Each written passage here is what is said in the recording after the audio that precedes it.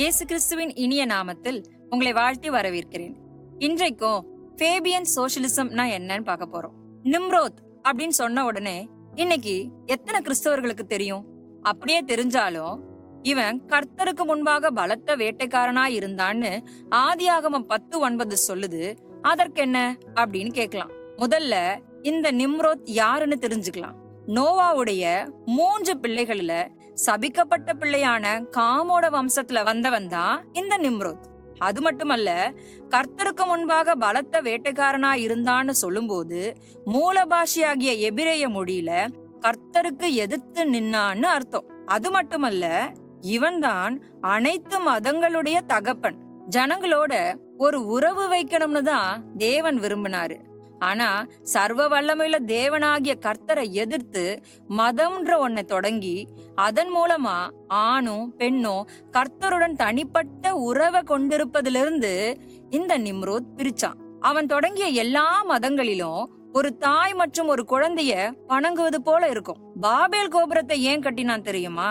உலகத்தை மீண்டும் அழிக்க தேவன் வெள்ளத்தை அனுப்பினா எல்லா மக்களும் பாபேல் கோபுரத்துல ஏறி தப்பிக்க முடியும்னு நம்பினதுனால பாபேல் கோபுரத்தை கட்ட அவன் முழு உலகத்தையும் ஒன்றிணைத்தான்.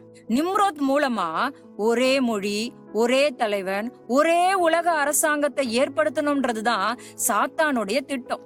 ஆனா தேவன் அத அப்போ அனுமதிக்கல. அதனால தேவன் அவர்களுடைய மொழிய மாற்றி விடுகிறார். இதை நீங்க ஆதியாகமம் 11வது அதிகாரம் 7வது வசனத்துல வாசிக்கலாம். ஒரே கண்டமா இருந்த உலகம் நோவா காலத்துல ஏற்பட்ட வெள்ளத்தோட விளைவா கண்டங்களா பிரிந்து இப்போ கனடாவிலிருந்து நியூசிலாந்து வர 195 நாடுகளா இருக்கு. இந்த மக்கள் தேவனாகிய தன்னுடைய விருப்பத்துக்கு காத்திருக்காம எப்பொழுதுமே தங்களுக்கு ஒரு புகழ் கோபுரத்தை கட்டவே விரும்புறாங்கன்றத பார்த்து அடுத்த அதிகாரம் 12ல ஆபிரகாம்ன்ற ஒரு மனுஷனை தேர்ந்தெடுக்க கர்த்தர் முடிவு செய்யறாரு. இது ஆபிரகாமின் பேரன் யாக்கோபு மற்றும் அவரது 12 மகன்களினுடைய பெயர்ல இஸ்ரவேல் என்று அழைக்கப்படுகிற ஒரு புதிய நாடு உருவாகிறதுக்கு வழிவகுத்தது. சரி, இதெல்லாம் எதுக்காக? வெவ்வேறு அரசாங்கங்களை கொண்டிருந்த 195 நாடுகள்ல கம்யூனிசம், ஜனநாயகம் மற்றும் சர்வாதிகாரம்னு வித்தியாசமான அரசாங்கங்கள் இருந்தது.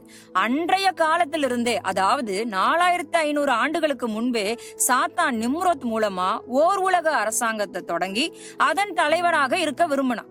ஆனா யுகத்தின் முடிவுல மட்டும்தான், அதாவது உலக வரலாற்றின் கடைசி 7 வருடங்கள மட்டும்தான் கர்த்தர் அதை அனுமதிப்பார். அதனாலதான் நிம்ரோத் காலத்துல தேவன் அதை தடுத்தார்.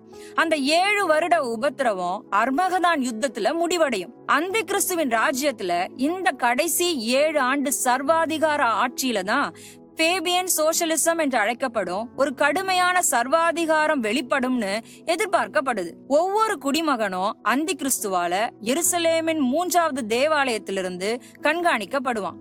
இதுவரைக்கும் இருந்த எல்லா அரசாங்கத்தையும் விட மிகவும் கடுமையான சர்வாதிகாரமா இருக்குன்னு எதிர்பார்க்கப்படுது. மத்திய 24-22வது வசனத்துல அந்நாட்கள் குறைக்கப்படாதிருந்தால் ஒருவனாகிலும் தப்பி போவதில்லை, தெரிந்து கொள்ளப்பட்டவர்களின் நிமித்தமோ அந்த நாட்கள் குறைக்கப்படும் என்று கூறுகிறது. பிரியமானவர்களே, சாத்தானால் அதிகாரம் பெற்ற ஓர் உலக தலைவன் மூலம் ஃபேபியன் சோஷலிசம் மிக விரைவில் தொடங்கப்படும். வேதாகமத்துல சொல்லப்பட்ட தீர்க்க தரிசனங்கள் எல்லாம் 80% மேல நிறைவேறிவிட்டது. இதுவும் நிறைவேறும். அரசாங்கத்துல நடக்கிற மாற்றத்தெல்லாம் கொஞ்சம் நினைச்சு பாருங்க. வரவிருக்கும் ஓர் உலக அரசாங்கம், புதிய உலக ஒழுங்க பற்றி இன்னைக்கு இருக்கிற சபையின் தலைவர்கள் ஏன் மக்களுக்கு கற்பிக்க தவறுகிறாங்கன்னு எனக்கு ஆச்சரியமா இருக்கு. சீக்கிரமா வரப்போகிற ஃபேபியன் சோஷலிசம்ங்கிற இந்த கடுமையான சர்வாதிகாரத்துல என்ன நடக்க போகுதுன்னு உங்களிடத்துல சொல்றேன். இந்த அரசாங்கத்துல யாருக்கும் தனிப்பட்ட சுதந்திரம் இருக்காது. நாம் ஒவ்வொருவரும் கண்காணிக்கப்படுவோம். ஓர் உலக ஆளுநர், அதாவது அந்தி கிறிஸ்து, நாம் செய்யும் ஒவ்வொன்றையும் அறிந்து கொள்வான். மத சுதந்திரம் இருக்காது. நான் ஒரு கிறிஸ்தவன், நான் ஒரு இந்து, நான் ஒரு முஸ்லிம்னு சொல்ல முடியாது. ஒரே ஒரு உலக மதம் மட்டுமே இருக்கும். நமக்கு சொந்த வீடு வாங்கும் உரிமை மறுக்கப்படும். நமது குழந்தைகளை நாம விரும்புற வழியில நடத்தவோ படிக்க வைக்கவோ நமக்கு உரிமை மறுக்கப்படும். நம்மால சொந்தமா தொழில் செய்ய முடியாது. சில உயரிய அந்தஸ்துல இருக்கிற குழுவினர் மட்டும்தான் எல்லா வியாபாரத்தையும் தங்கள் ஆளுகளை எடுத்துக்கொள்வாங்க. மனிதர்களாகிய நமக்கு நமது சொந்த நம்பிக்கைகளை வைத்திருக்க உரிமை இருக்காது. இறுதியா கர்த்தத்துவத்தின் மூன்றாவது நபராகிய பரிசுத்த ஆவியானவர் எடுத்துக்கொள்ளப்படுவார். அவர் இந்த உலகத்துல இருக்க மாட்டார். இந்த புதிய உலக ஒழுங்கின் போது சாத்தான் ஓர் உலக அரசாங்கத்தை ஆள அந்தி கிறிஸ்துவுக்கு எல்லா வல்லமையையும் சக்தியையும் கொடுப்பான். மேலும் ஓர் உலக மதத்தை நிறுவ கள்ள தீர்க்கதரிசிக்கு அதிகாரத்தை கொடுப்பான். இதெல்லாம் நீங்க கேட்கும் போது இது எப்போ நடக்குதோ நடக்கட்டும், அப்ப பார்த்துக்கலாம் அப்படின்னு நினைக்கிறீங்களா? சாத்தான், ஓர் உலக ஆளுநர் அதாவது அந்தி கிறிஸ்து, கள்ள தீர்க்கதரிசி இந்த உலகத்தை கைப்பற்றுவதற்கான காலத்துலதான் நம்ம வாழ்ந்துகிட்டு இருக்கிறோம்.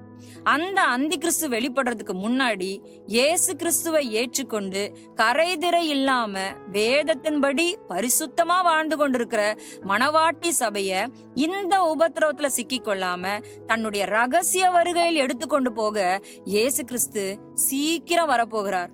எனவே பிரியமானவர்களே, ரகசிய வருகையில் இயேசுவோடு தப்பி போக போகிறோமா, இல்ல அந்தி கிறிஸ்துவிடம் சிக்கிக் கொள்ள போகிறோமா? சற்றே சிந்தியுங்கள். ஆமேன்.